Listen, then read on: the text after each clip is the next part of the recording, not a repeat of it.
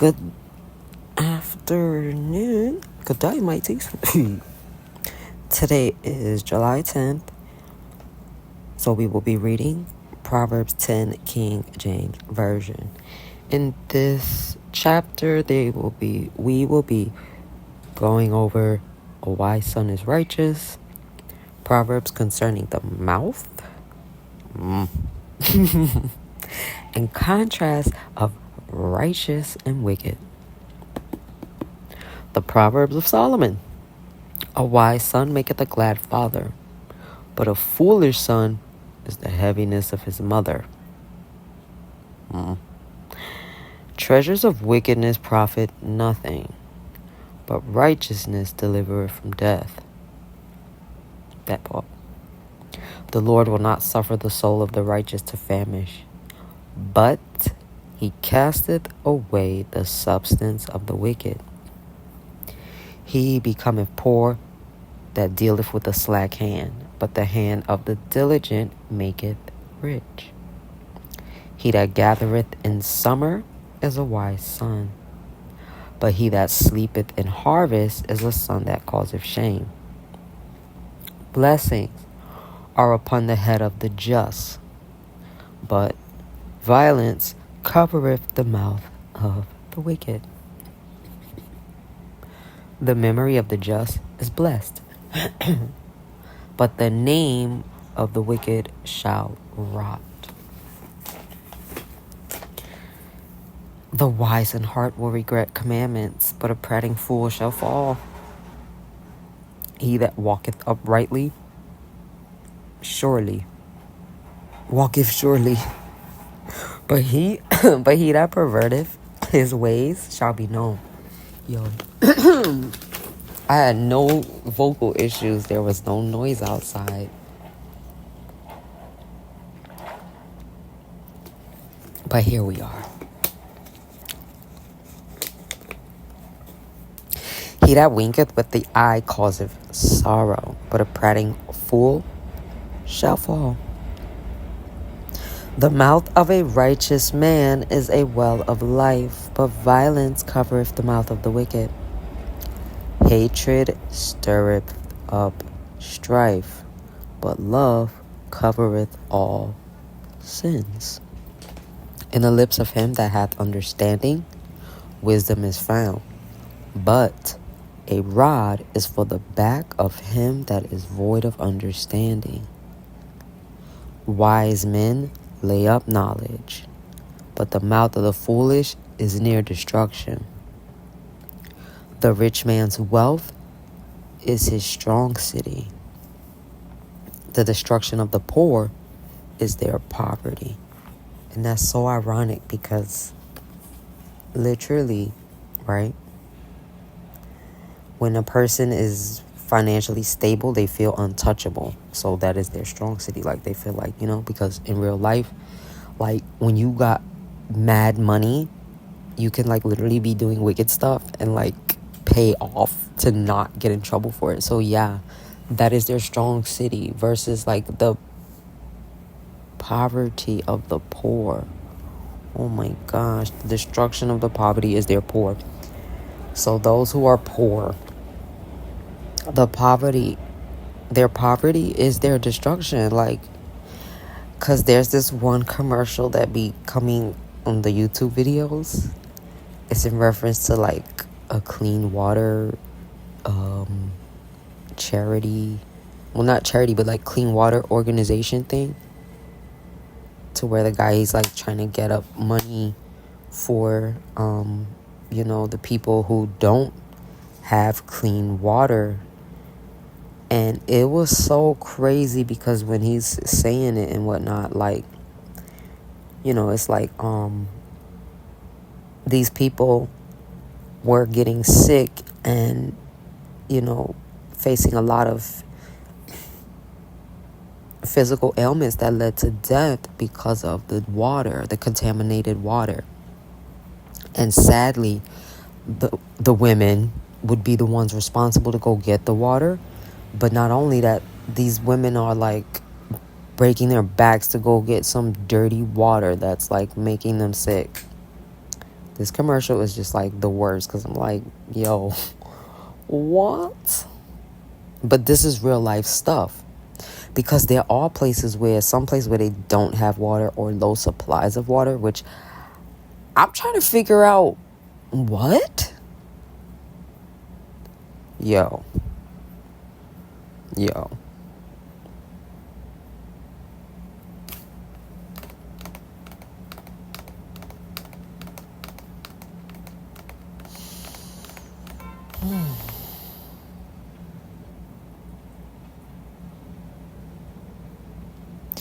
And so the destruction of the poor is literally like their poverty.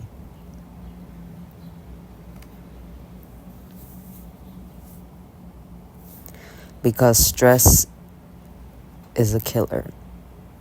And one thing poverty does is cause stress.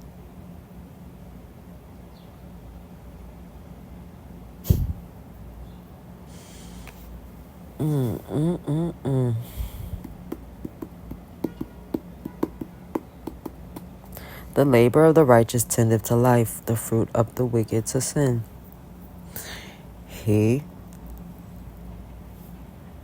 is in the way of life that keepeth instruction, but he that refuseth reproof erreth. He that hideth hatred with lying lips, and he that uttereth a slander is a fool. In a multitude of words there wanteth not sin, but he that refraineth his lips is wise. The tongue of the just is as choice silver. The heart of the wicked is little worth. The lips of the righteous feed many, but fools die for want of wisdom.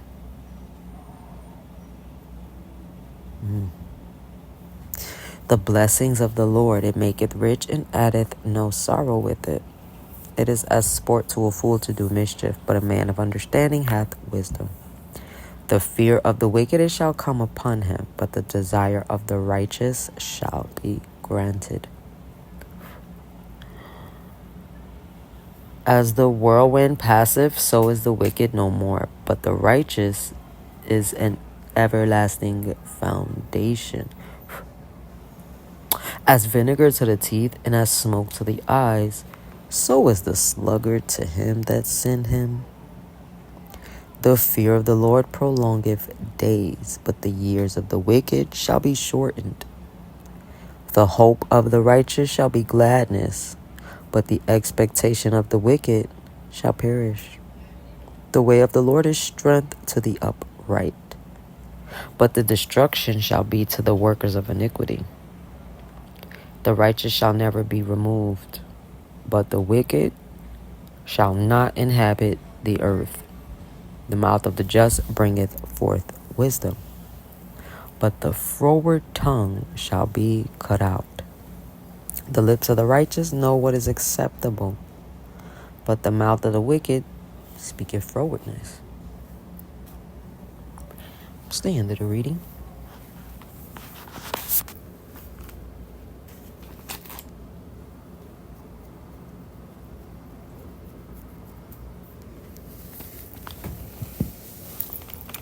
Proverbs of the concerning the mouth. That's just not a title alone for me, does it? Because I am one who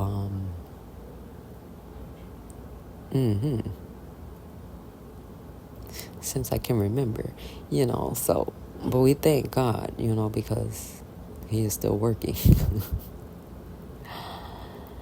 And daily we want to be doing Psalms 139 verses 23 and 24, because this can help us position ourselves to where God can show us our distressing ways to him, right?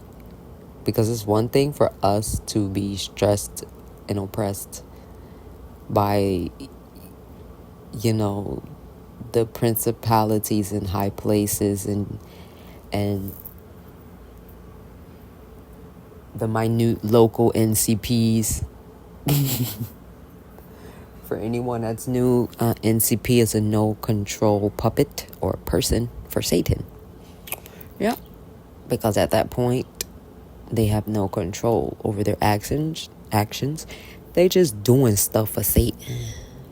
Yeah.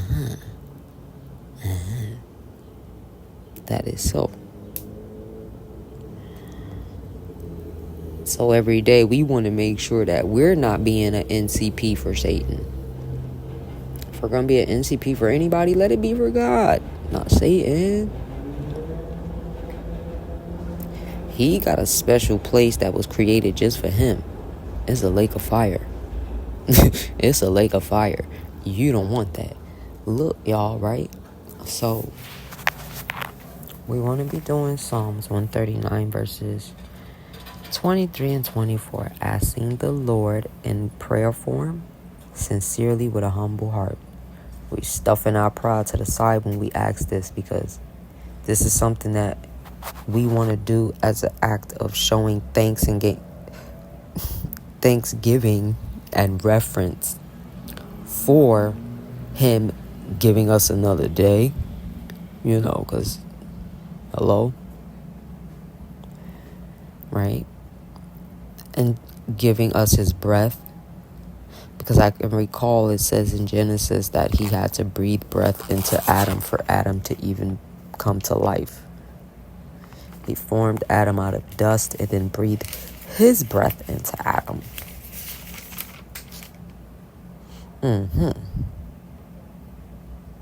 Indeedy. So, we want to ask him daily, once again, for those who missed it, because I got chitty chatty. Psalms 139, verses 23 and 24.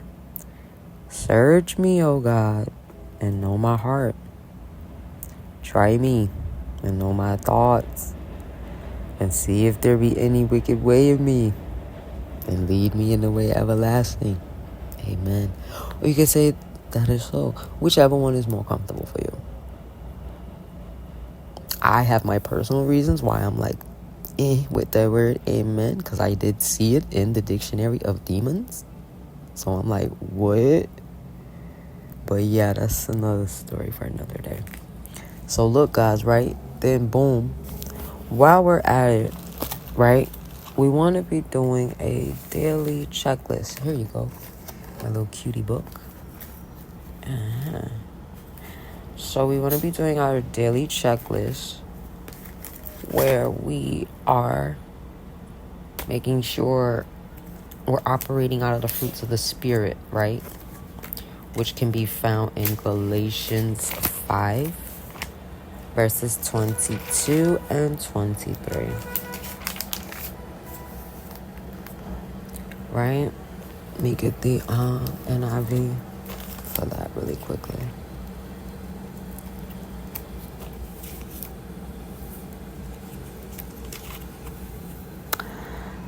Yes. But the fruits of the Spirit is love, joy, peace, forbearance, kindness, goodness, faithfulness, gentleness, and self-control. Against such there is no law. Okay. Right? Now, going over these fruits of the Spirit, we can see the first one is love. With the first one being love, let us go over to 1 Corinthians chapter 13, verses 4 through 8, so we can get a biblical perspective of what love is. Because the world's definition of love compared to the biblical definition, two different things. Ew. Sorry, y'all. Two different things. Yep. So,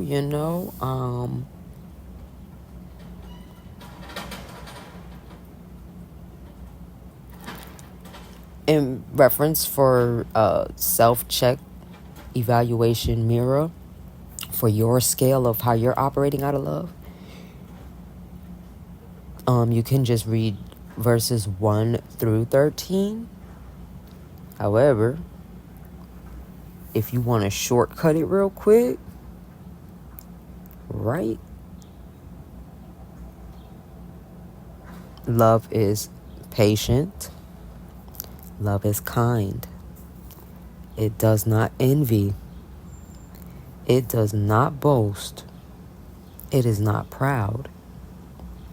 It does not dishonor others. It is not self-seeking. It is not easily angered. It keeps no record of wrongs.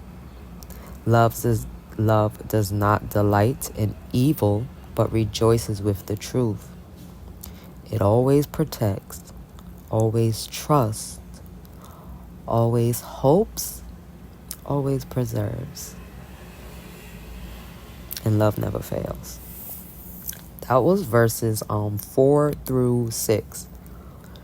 So if you want to, get some clout points with God, study 1 through 13. But study it to live by it. Right? That's how you really get the okay. That's how you get the hand claps and then look at you.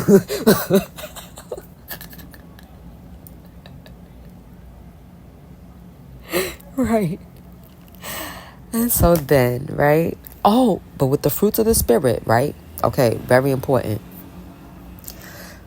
Matthew, the book of Matthew, chapter 3, verse 10, expresses the importance of why we want to make sure we operating out of the fruits of the Spirit.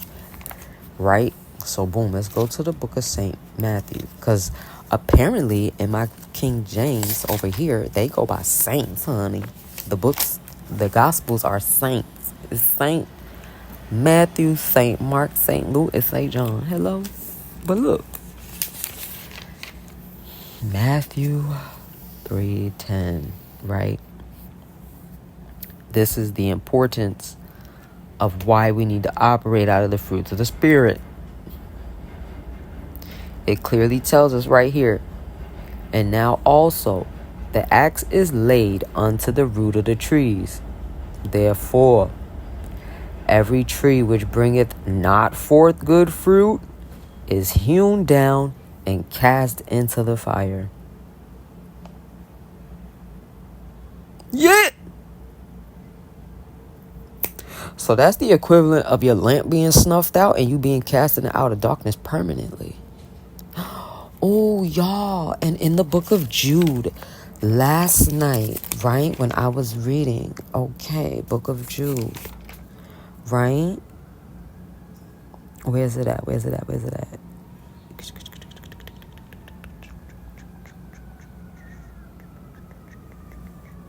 It spoke about that outer darkness.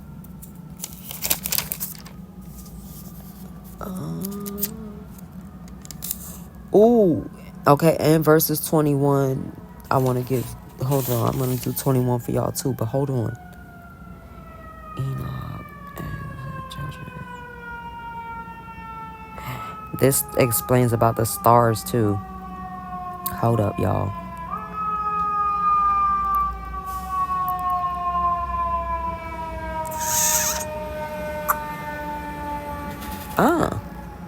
Wow, I didn't underline that one. That's wow. And that stood out the most to me. Okay, so look, right? Verse 6. Yeah, because I was looking for an underlined verse. I was like, what? Anyway, verse 6. And the angels which kept not their first estate, but left their own habitation, he hath reserved in everlasting chains under darkness unto the judgment of the great day. Boom. So you guys know how we see the stars in the sky?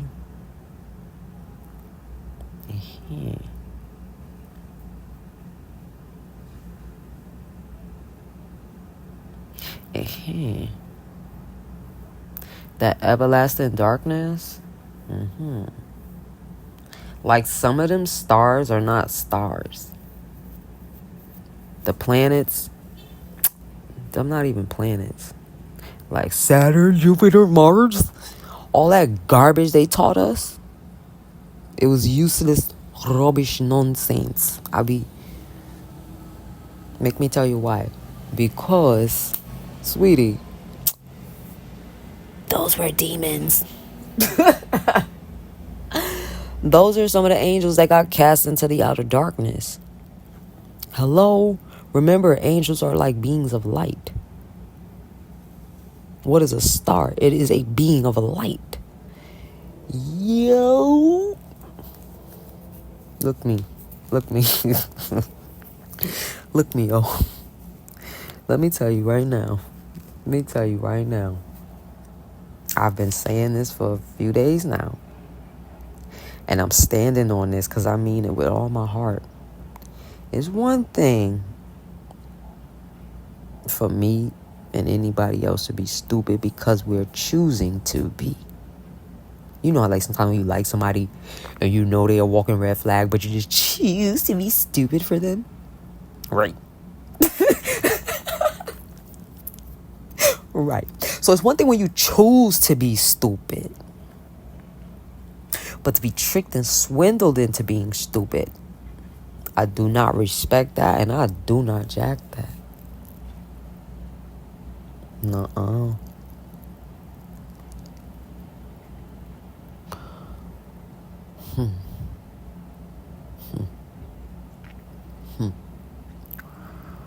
Welp. Excuse me. Let me share something else with y'all while we back here in the book of Jude. Because the book of Jude is only one chapter, and it's right before the book of Revelation. I don't even want to think that's a coincidence at this point. You know, I don't want to think for 1 second that is a coincidence.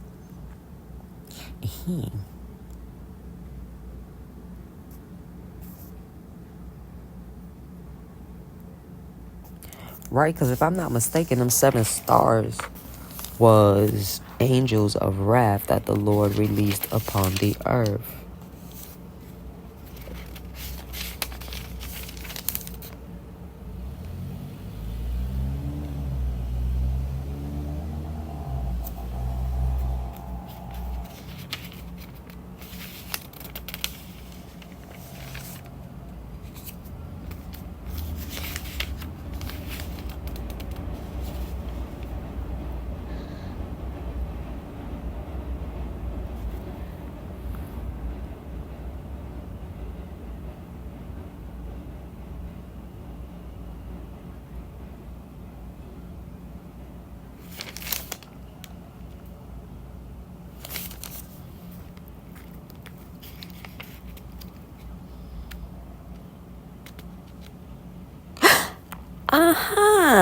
Here we go. A beast from the earth.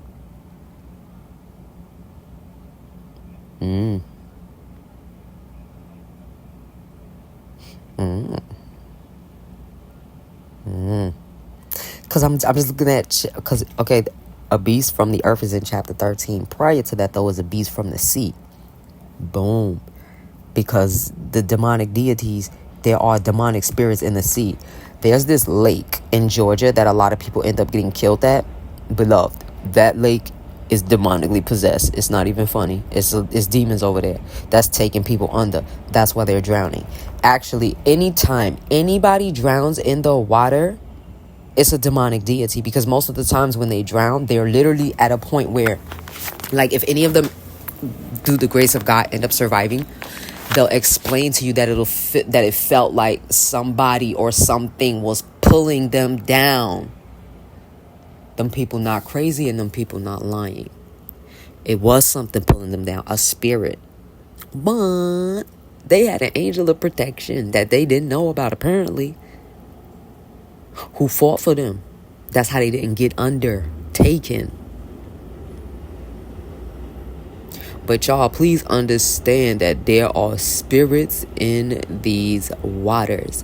And as a matter of fact, I even want to go as far as to say that people can have monitoring spirits operate through water. I want to tell y'all something. So the other day, right, there was a puddle in the hallway, in the building hallway. The puddle sat there the whole day, never dried up.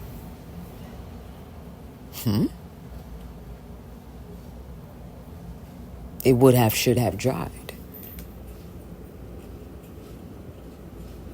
But y'all ain't ready for that right now. Let me just look, right?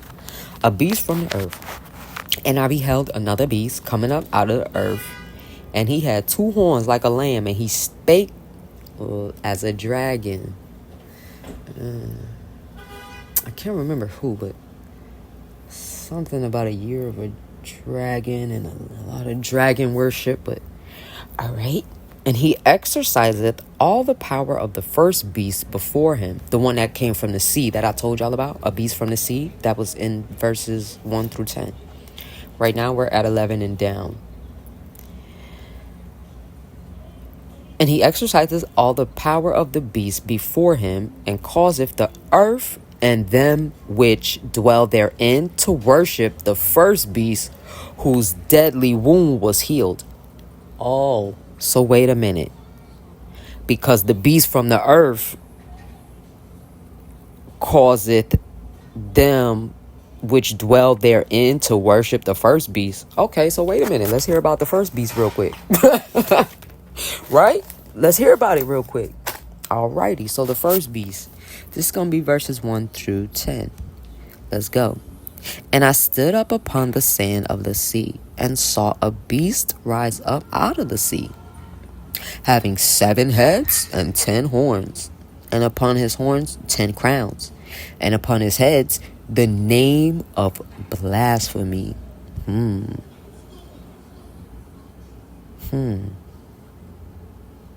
How many holidays do we have? Let me write this down real quick, because I think I'm hitting on something real quick.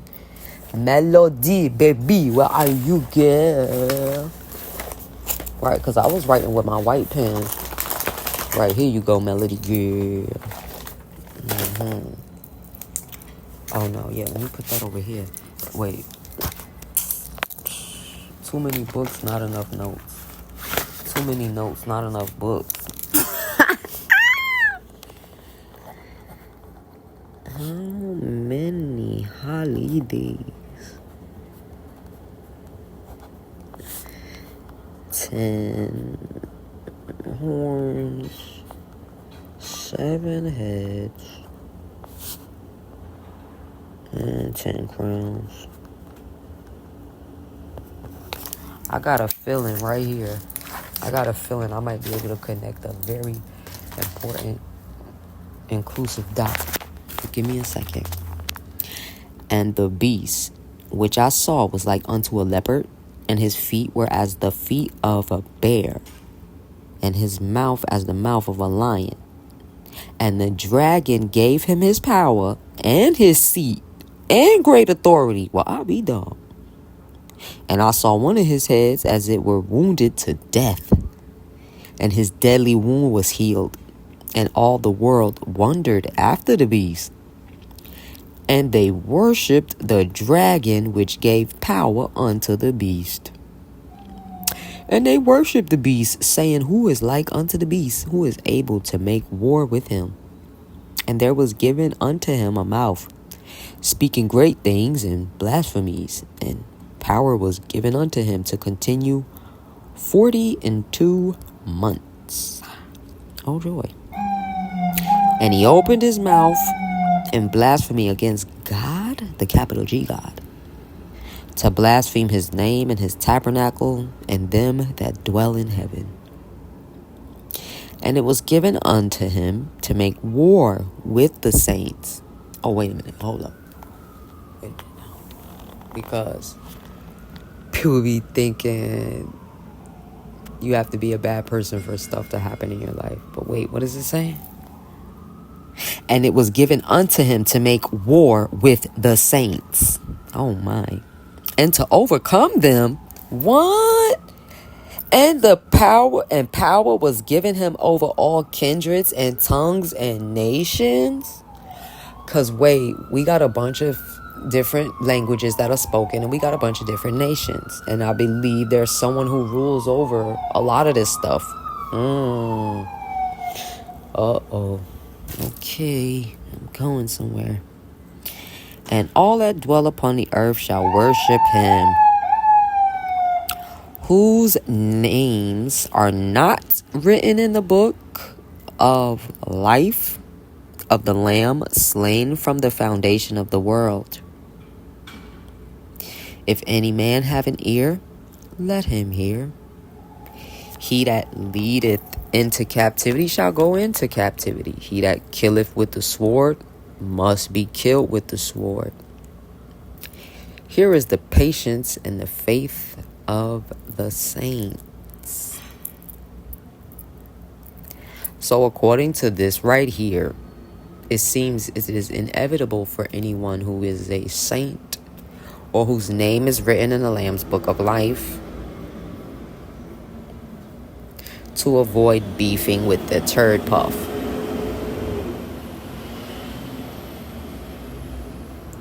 Right, that's why he got them strategic minions out there making all that useless noise. He's super mad. He know his time running out. So he's in a super panic. So he got people acting super crazy and super stupid.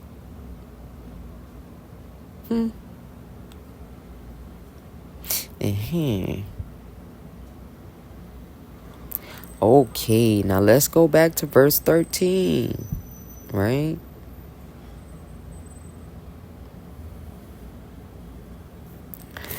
And he doeth great wonders, so that he maketh fire come down from heaven on the earth in the sight of men, and deceived them that dwell on the earth by the means of those miracles which he had power to do in the sight of the beast, saying to them that dwell on the earth that they should make an image to the beast, which had the wound by a sword and did live. And if I'm not mistaken, every state has some type of stupid statue. This one, New York, got the Statue of Liberty. One other state got a Baphomet.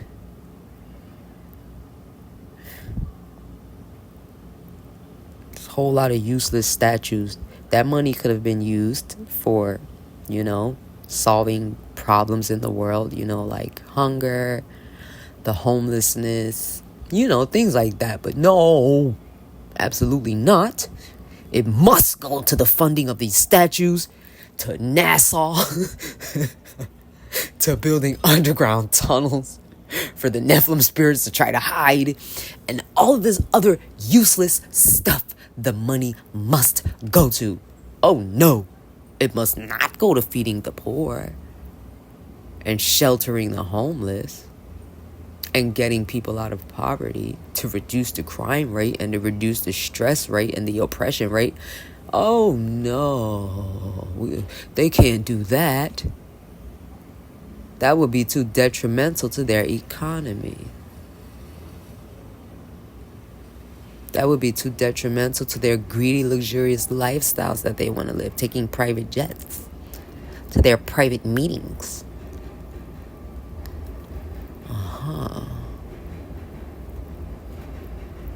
Sorry, excuse me. That was a burp. Whew. Gassy. But if you have not given your heart to Christ already, that's wild. But I got great news for you. You can totally do it now. No, yeah, for sure. You can do it now. Yeah, for sure. Don't even tell anybody. Just do it. You know what I mean? Just do it now. Yeah, just get it out the way. Get it over with. Just do it now. Do that. After you do that, get in the book of Matthew. Yeah, because you already see, Matthew 3:10. Yeah. That's going to help you go and find the fruits of the Spirit to make sure that you're in line with them respectfully. Because that's what God and Jesus checks for, our fruits of the Spirit. They are fruit inspectors. They want to make sure we got our fruits and that they're flourishing. When our fruits are not flourishing, that's nasty work. They can't work with that. And me personally, I am seeing that the enemy,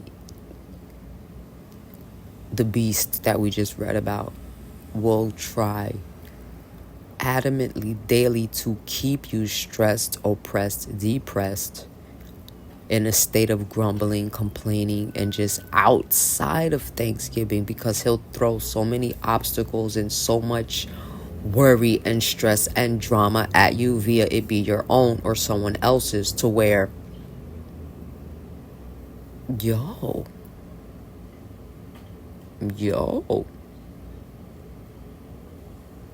And so may we start to become aware when these points start happening, so that we can withdraw from them and be like, yo, okay, God, I'm going too far left. Like, I need you to reel me back in. Because I'm going too far left. Like, yeah, reel me back in. Reel me in, coach. Pull me back in, coach. You know what I mean? Like, seriously, because what the fruity pebbles?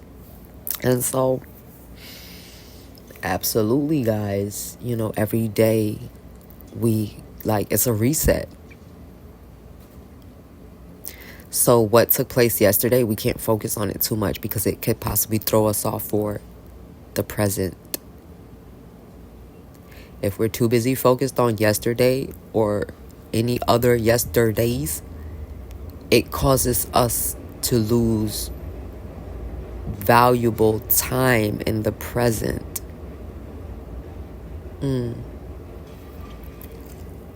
So I think I want to say that's the equivalent of Lot's wife turning into a pillar of salt for us in modern day time.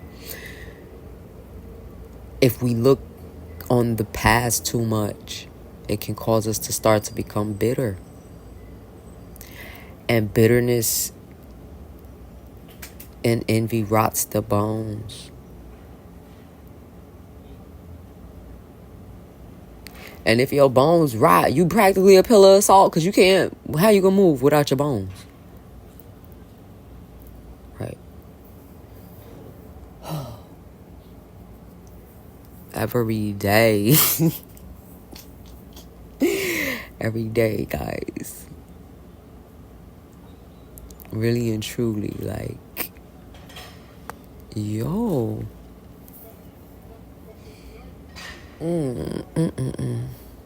So, may we start taking the days for what they are, presents, and bask in them.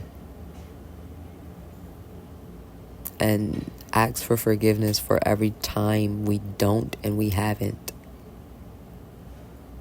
And ask for forgiveness for every time we complain, every time we grumble, every time we focus on the storms. Because that's the equivalent of the storms. Bills, stress, drama. That is all the storm.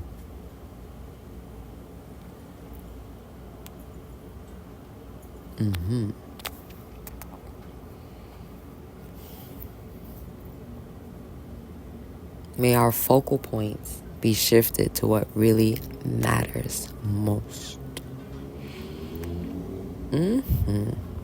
But we love you guys. Enjoy the day and make the best of it. Don't forget your fruits of the spirit checklist. Making sure you're following it to code.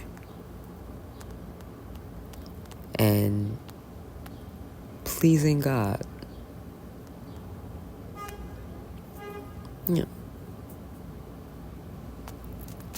And that horn, I think, was for confirmation. But anyway, we love you guys. Later.